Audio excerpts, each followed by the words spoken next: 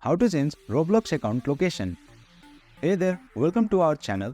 If you are looking to change the country or location associated with a Roblox account for various reasons like purchasing Robux, gift cards or any other preferences, then you have come to the right place. In today's video, I will walk you through the simple steps to change your account location on Roblox. Firstly, open up Roblox app on your mobile device. At the bottom of the screen, tap on the three horizontal dots. This will direct you to the More section. Scroll down and select Settings from the menu.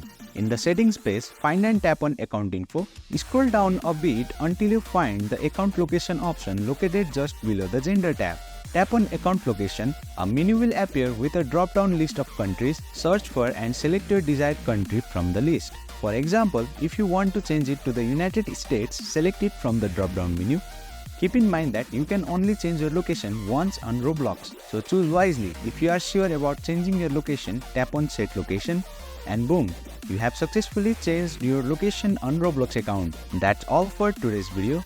If you found this video insightful, please don't forget to hit the like button and subscribe to our channel for more insightful tutorials.